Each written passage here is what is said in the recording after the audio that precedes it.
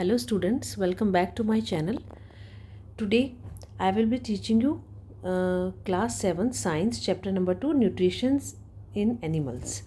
तो nutrition in plants तो हमने लास्ट वीडियो में पढ़ा था.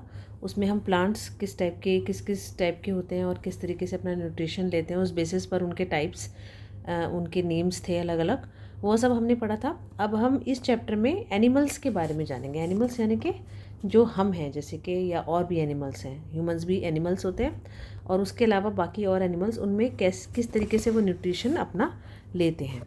तो you have learned in chapter 1 that the plants can prepare their own food by the process of photosynthesis. Plants तो अपना फूड खुद बनाते हैं फोटोसिंथेसिस प्रोसेस के थ्रू, बट एनिमल्स नहीं कर सकते ऐसा. तो animals gate their food from plants.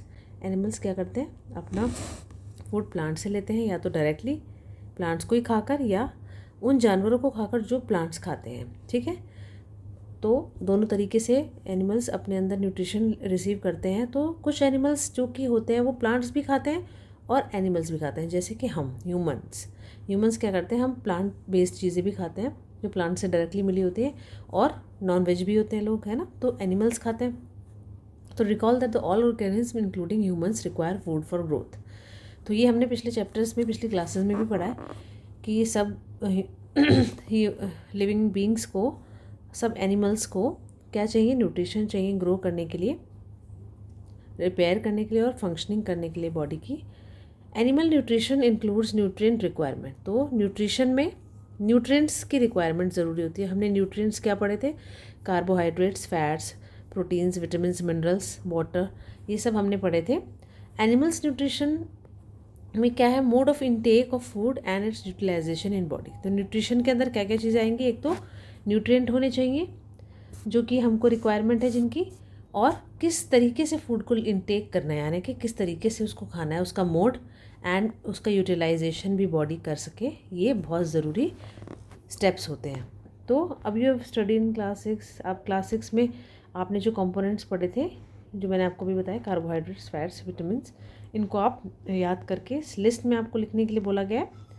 The components of food such as carbohydrates are complex substances. तो कार्बोहाइड्रेट्स क्या होते हैं, कॉम्प्लेक्स सब्सटेंसेस होते हैं. ये जो कॉम्प्लेक्स सब्सटेंसेस होते हैं, ये इस तरीके से यूटिलाइज नहीं किए जा सकते. ये क्या कर सकते हैं, मतलब डायरेक्टली यूटिलाइज बॉडी नहीं करती. वो क्या करते हैं, बॉडी के अंदर वो ब्रेक डाउन होते हैं सिंपलर सब्सटेंसेस में, क्योंकि हमारी बॉडी सिंपलर यानी सिंपल सब्सटेंसेस को यूटिलाइज करती है.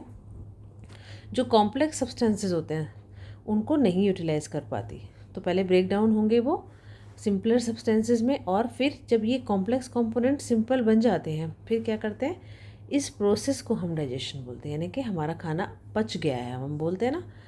तो फिर उसके बाद जाके वो ब्लड में मिक्स होके और ब्लड के थ्रू हमारी पूरी बॉडी में ट्रैवल करके हमको न्यूट्रिशन यानी कि हमको एनर्जी भी देता है, हमारे बॉडी की न्यूट्रिशन की नीड भी पूरी करता है. Different ways of taking food लेने के क्या क्या तरीके हो सकते हैं. The mode of taking food into the body varies in different organism. तो अलग अलग टाइप के ऑर्गेनिज्म अलग अलग तरीक़ों से खाना अपने अंदर ले सकते हैं. जैसे बीज हैं, यानी कि मधुमक्खी, और हमिंग बर्ड्स, वो क्या करते हैं, सक करते हैं नेक्टर को, यानी कि प्लांट्स में जो फ्लावर्स में नेक्टर होता है उसको चूसते हैं. और जो ह्यूमंस के बच्चे होते हैं, इन्फेंट्स होते हैं, वो क्या करते हैं, अपने मदर के दूध पर, जो बच्चे अपनी माँ का दूध पीते हैं, आपने देखा होगा.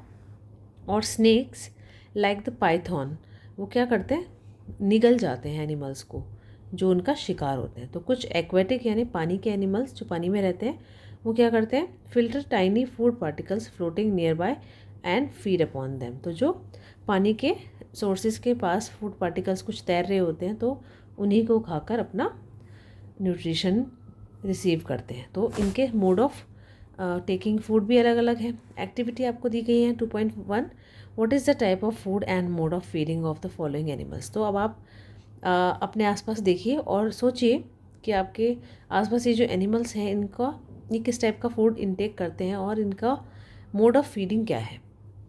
राइट डाउन द ऑब्जर्वेशंस, जो आपको दिखेगा, जो आपको लगेगा, जो आप अपने ऑब्जर्वेशन में देखेंगे, वो आप इस टेबल में नोट डाउन करेंगे, और फिर आप लिस्ट बनाएंगे modes of feeding given below the table helpful. ठीक है। तो जैसे स्नेल है, एंट है, ईगल, हमिंग बर्ड, लाइस, मॉस्किटो, बटरफ्लाई, हाउस फ्लाई, ये इन किस टाइप का फूड रिसीव करते हैं और इनका मोड ऑफ फीडिंग क्या है। अब एक अमेजिंग फैक्ट है इस ब्लू बॉक्स में, वो क्या है कि star fish feeds on animals covered by hard shells of calcium carbonate. तो जो ये स्टार फिश हमको दिख रही है, ये उन्हीं जानवरों को यानी उन्हीं एनिमल्स को खाती है जो कि उनके चारों ओर, जिनके चारों ओर कैल्शियम कार्बोनेट की एक कवरिंग, हार्ड कवरिंग होती है।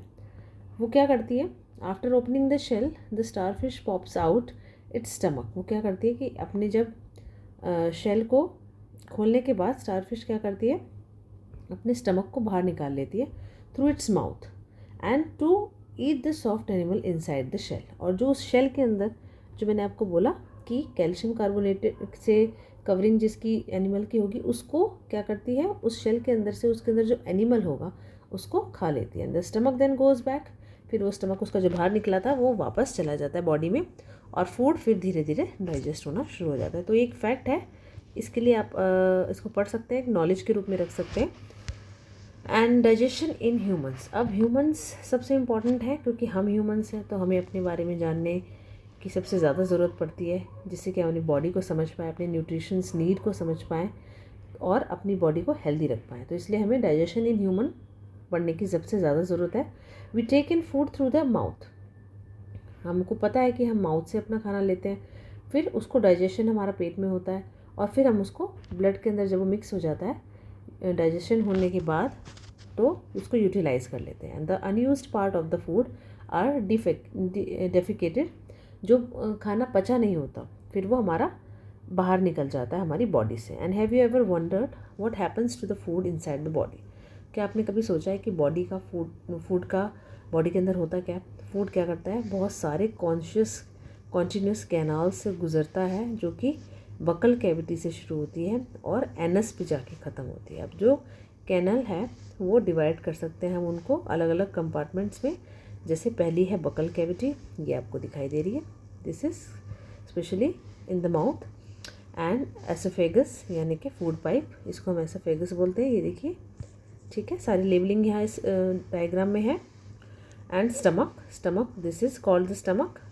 एंड स्मॉल इंटेस्टाइन वो होती है जो हमको, ये देखिए, ये स्मॉल इंटेस्टाइन है, ये अंदर वाली, एंड लार्ज इंटेस्टाइन बाहर वाली, ठीक है।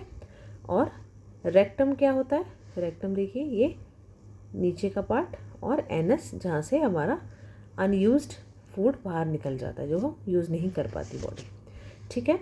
And these parts together form the elementary canal, यानी कि इन सारे पार्ट्स को जो यहाँ पर बताए गए हैं, इनको अगर हम एक कैटेगरी में रखना चाहें तो हम इनको एलिमेंट्री कैनाल यानी डाइजेस्टिव ट्रैक बोल सकते हैं।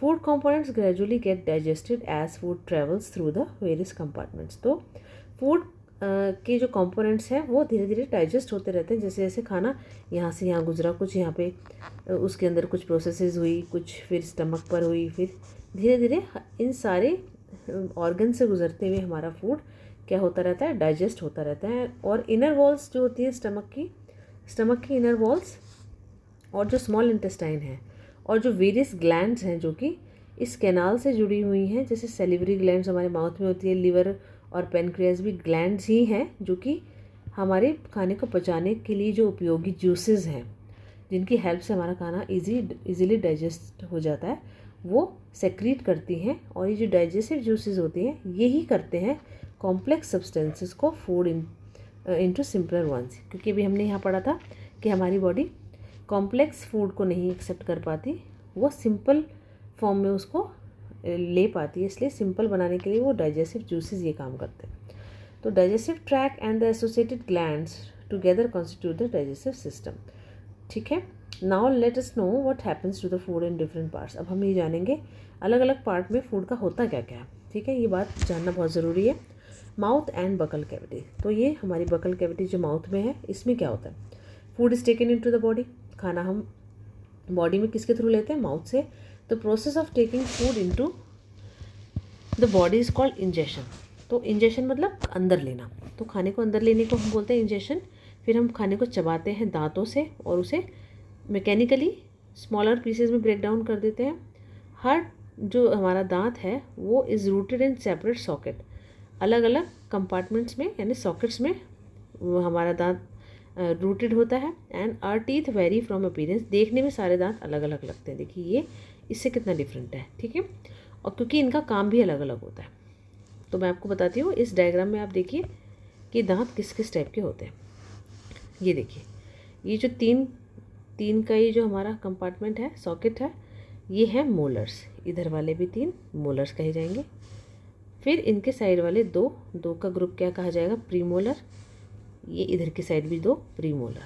फिर एक कैनाइन, जो हमारे एक, अगर आप अपना मुंह को खोलेंगे और साइड में 2 दांत देखेंगे जिनकी आपको नोक निकली हुई दिखेगी, ठीक है, तो ये कैनाइन होते हैं। और बाकी आगे के जो हमारे 4 दांत होते हैं उन्हें हम इंसिजर बोलते हैं, ठीक है। ये हमारे 4 टाइप के टीथ होते हैं और दांतों का अरेंजमेंट इस फिगर में बहुत अच्छे से शो किया गया है, आप इसको लर्न कर सकते हैं। अब देखिए एक फैक्ट और है, जैसे हम बच्चों के लिए बोलते हैं ना कि दूध के दांत हैं, दूध के दांत टूट जाते हैं, फिर उनके नए दांत आते हैं, परमानेंट टीथ आते हैं। उसके बाद फिर दांत जब हम बड़े हो जाते हैं तो नहीं टूटते, और अगर टूट भी जाते हैं किसी एक्सीडेंट की वजह से तो वो वापस दांत नहीं आते। तो जैसे कि आप के दांत कभी टूटे हों तो वो जो पहला सेट है, जो जब आप बच्चे होंगे तो जब फर्स्ट टाइम जो आपके दांत टूटे होंगे तो वो क्या करते हैं, वो गिर जाते हैं 6 से 8 ईयर्स की एज के बीच में गिर जाते हैं। इनको हम दूध के दांत बोलते हैं, मिल्क टीथ। और जो बाकी जो सेकंड सेट जब उसका आता है, यानी कि परमानेंट टीथ जब आते हैं, तो ये आपकी पूरी लाइफ चलते हैं और आपके बुढ़ापे में जाके वो फिर वीकनेस से या बुढ़ापे की वजह से गिर भी जाते हैं, या कोई डेंटल डिसीज़ हो जाए तब भी वो गिर सकते हैं। Now it is activity 2.2। Wash your hands, look into the mirror and count your teeth. आप जब अपने हाथों को धोकर, क्योंकि हाथों को गंदे हाथों से आपको अपने मुंह के अंदर हाथ नहीं डालना है, उससे जर्म्स अंदर जा सकते हैं, तो इसलिए हाथों को धोने के बाद आप क्या करेंगे, अपने मुंह को मिरर में देखेंगे खोलकर और दांतों को काउंट करिए, ठीक है। आप अपनी इंडेक्स फिंगर को यूज़ कर सकते हैं दांतों की को फील करने के लिए, और कितने टाइप के टीथ आप फाइंड कर सकते हैं। तो ये जो आपको इसके बारे में यहाँ पर बताया गया, which teeth do you use for biting and cutting and which ones for piercing and tearing, तो also find out the ones that are use for chewing and grinding, ठीक है। ये जो सारे अलग अलग काम हैं ये हम अलग अलग टाइप के दांतों से कंप्लीट करते हैं, इसलिए हमें अलग अलग टाइप के दांत हमारे मुंह के अंदर होते हैं, ठीक है। तो ये आपको टेबल दी गई है, आपको ये ऑब्जर्वेशंस आपकी नोट डाउन करनी है। Our mouth has a salivary glands, ठीक है। जैसे हमारे मुंह के अंदर थूक आता है, ठीक है, तो वो कहाँ से आता है, सैलिवरी ग्लैंड से आता है। वो सलाइवा ही थूक होता है, वो सलाइवा सेक्रीट करता है। सलाइवा क्या करता है, हमारे फूड को डाइजेस्ट करने में हेल्प करता है। तो अब क्या करेंगे आप 2.3 एक्टिविटी में आप क्या करेंगे, 2 टेस्ट ट्यूब्स लेंगे, लेबल करेंगे उन्हें, एक ए है एक बी है। आप क्या करेंगे, टेस्ट ट्यूब ए में 1 चम्मच उबले हुए चावल डालेंगे, और टेस्ट ट्यूब बी में क्या करेंगे, B 1 teaspoon of boiled rice after chewing. चबाने के बाद अब इसके अंदर डाल देंगे चावलों को, इसमें बिना चबाए हुए और इसमें चबाकर, ठीक है, 3 से 5 मिनट तक। अब क्या करेंगे, 3 से 4 ml पानी दोनों में डालेंगे। अब 2 से 3 ड्रॉप आयोडीन सोल्यूशन डालेंगे दोनों ही टेस्ट ट्यूब में। अब क्या आपको दिखेगा, why there is change in colour of the test tubes, तो टेस्ट ट्यूब्स के दो, इसी तो ब्लू है और ये नहीं है ब्लू। अब क्या करेंगे, इसका मतलब ये है कि क्लास में जो आप अपने इससे डिस्कशन कर सकते हैं अपनी क्लास में, and the saliva breaks down. अब ये जो हमारा खाने के अंदर स्टार्च था, हमारे सलाइवा ने ब्रेक डाउन कर दिया है उसे, किस में, शुगर्स में। इसलिए अब जब हम स्टार्च की प्रेजेंस को हम आयोडीन डालकर हमने पिछली क्लास में टेस्ट किया था तो वो ब्लू कलर का हो गया था। अब उसी को हम दोबारा से यहाँ पर हमने जब चबाया मुंह के अंदर उस खाने को, तो सलाइवा ने उसको क्या किया, स्टार्च को शुगर्स में ब्रेक डाउन कर दिया, तो अब उसका ब्लू कलर हमको अपीयर नहीं हो रहा है। The tongue is a fleshy muscular, अब आप जीभ आपने देखी होगी, वो एक मांस से बनी मस्कुलर ऑर्गन है, अटैच है आपकी back of the floor of the buccal cavity, आपका जो बकल कैविटी है उससे जाके अंदर जुड़ी हुई है।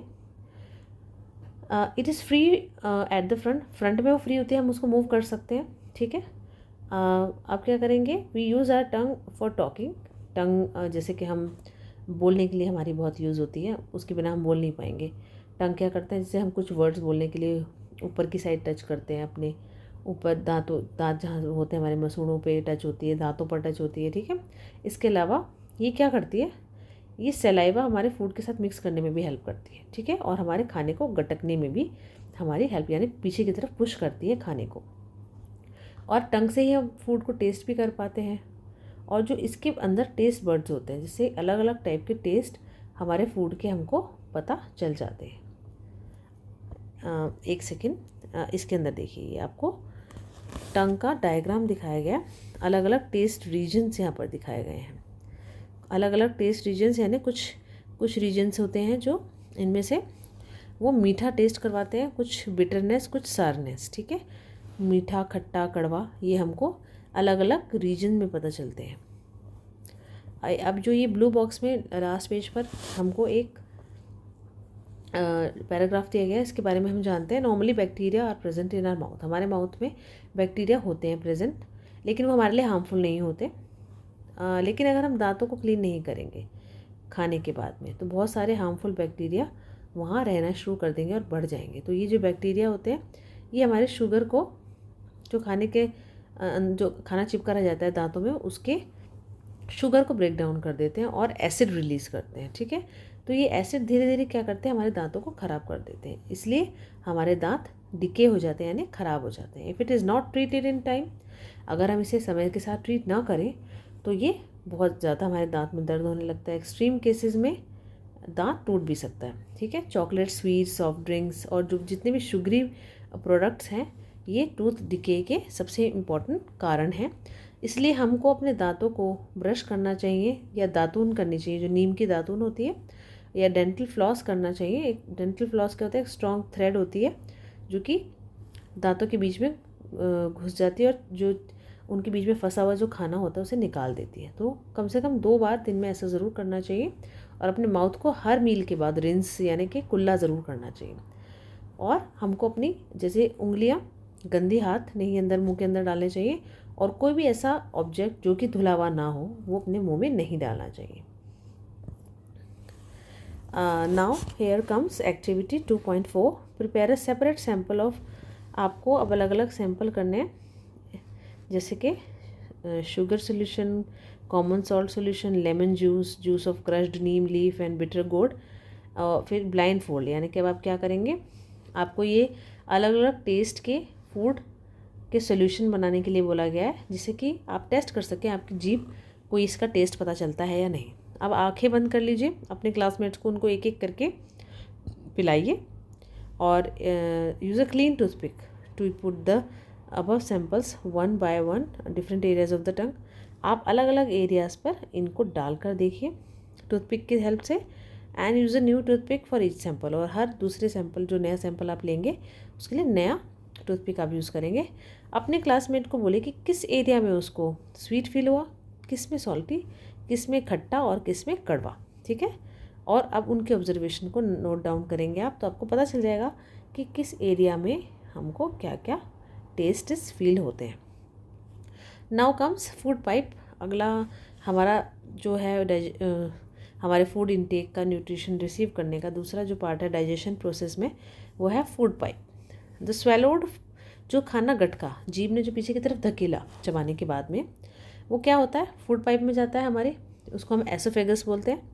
और फूड पाइप अब क्या होती है, हमारे गले से होकर हमारी चेस्ट तक जाती है। फूड जो पुश डाउन हो जाता है, movement of the wall of the food pipe की मूवमेंट से वो नीचे की तरफ धकेला जाता है, और ये मूवमेंट्स एलिमेंट्री कैनाल तक चलती रहती है, और वो नीचे नीचे नीचे नीचे खाने को धक्का देती रहती है। और उस time food is not accepted by our stomach. कई बार फूड हमारे खाने को एक्सेप्ट नहीं करता है और बाहर उल्टी हो जाती है हमें, ठीक है। ऐसा हमने देखा है ना, कई बार हमने कुछ खाया और हमको वो खाना नीचे गया ही नहीं और उल्टी के रूप में बाहर आ गया। तो ऐसे बहुत सारे इंस्टेंस होते हैं हम लोगों के साथ। अब आता है स्टमक एक थिक वॉल्ड बैग की तरह है। Its shape is like flatten J, जैसे ये जे है, इस तरीके की शेप हमारे स्टमक की होती है, ठीक है। और ये वाइडेस्ट पार्ट है एलिमेंट्री कैनाल का। ये फूड लेता है फूड पाइप से एक तरफ से और opens into the smaller intestine, और ये जब जाता है एक तरफ से लेने के बाद इसकी जो ओपनिंग होती है स्मॉल इंटेस्टाइन में होती है, ठीक है।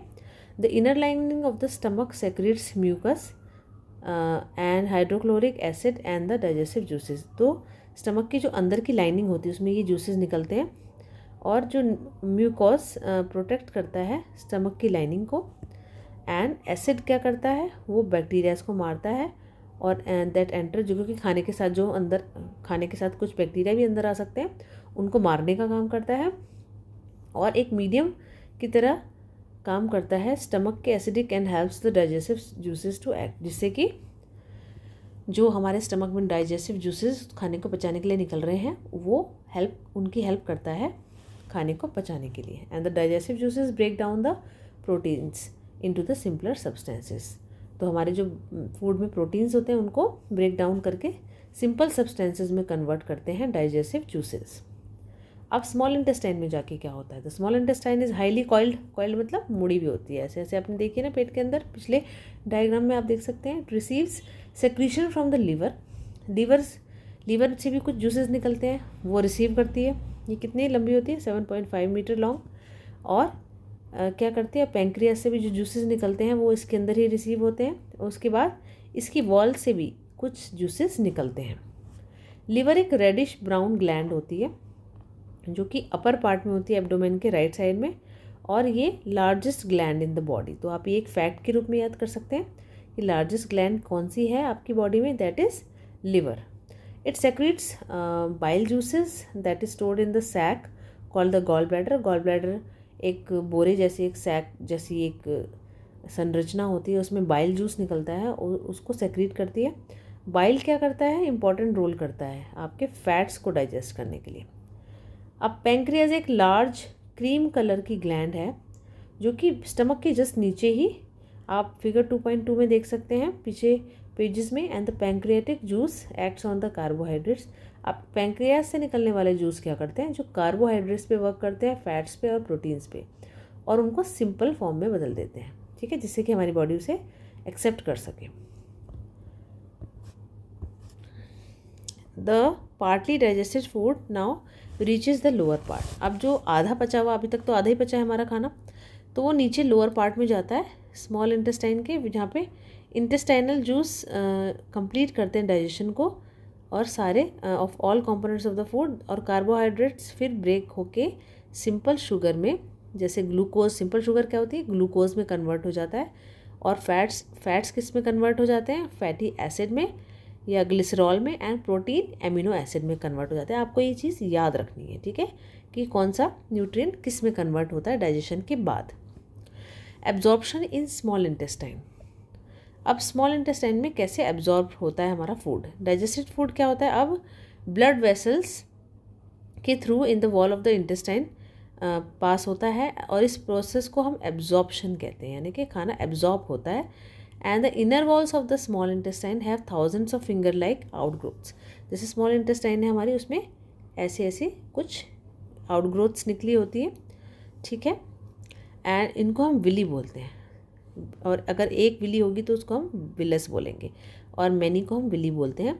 अब आप गेस कर सकते हैं कि विली क्या करती होंगी, तो विली क्या करती है, इंक्रीज कर देती है surface area of absorption of the digested food. Each villous has a network of thin and small blood vessels. इनका सबका अपना एक ब्लड वेसल्स का एक नेटवर्क होता है, सबका अलग अलग, और क्या होता है, क्लोज टू इट सरफेस, इसके सरफेस पर यहाँ होता है, ठीक है, और जो सरफेस होता है विली का वो एब्जॉर्ब करता है डाइजेस्टेड फूड मटेरियल्स को, और एब्जॉर्ब सब्सटेंसेस फिर क्या होते हैं, हमारे ब्लड वेसल्स में मिक्स हो जाते हैं, और ब्लड जैसे अलग अलग ऑर्गन से होकर गुजरता है तो वहाँ पर पहुँचते हैं where they are used to build complex substances such as proteins required by the body. This is called assimilation. अब क्या होता है, इस प्रोसेस को हम एसिमिलेशन बोलते हैं। इन द सेल्स में क्या होता है, ग्लूकोज ब्रेक डाउन हो जाता है ऑक्सीजन की हेल्प से, और वो कार्बन डाइऑक्साइड और वाटर में कन्वर्ट हो जाता है, और फिर उसमें से एनर्जी निकलती है। तो ये प्रोसेस आपको याद रखने हैं कि किस किस ऑर्गन में क्या क्या प्रोसेस होता है। जो फूड होता है जो कि खाना हमारा नहीं पच पाया, ठीक है, ऐसा तो होता नहीं जितना हम खाएं सारा पच जाए, तो उसमें से कुछ ऐसा अनडाइजेस्टेड फूड होता है, और जो एब्जॉर्ब भी नहीं हो पाता वो लार्ज इंटेस्टाइन में जाता है। ठीक है, अब आपको ये बात याद रखनी है कि जो अनडाइजेस्टेड फूड है वो लार्ज इंटेस्टाइन में जाता है। लार्ज इंटेस्टाइन अब क्या करती है? लार्ज इंटेस्टाइन एक बहुत चौड़ी और छोटी है। ठीक है, स्मॉल इंटेस्टाइन का नाम तो स्मॉल इंटेस्टाइन है, लेकिन स्मॉल इंटेस्टाइन बड़ी है लार्ज इंटेस्टाइन से। ये 1.45 मीटर है।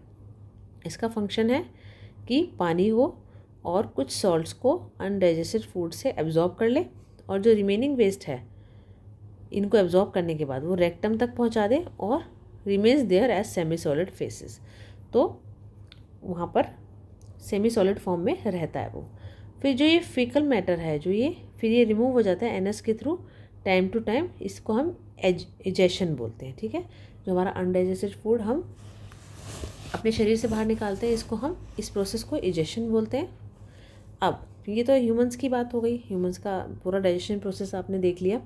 अब हम digestion in grass eating animals, वो कैसे होता है।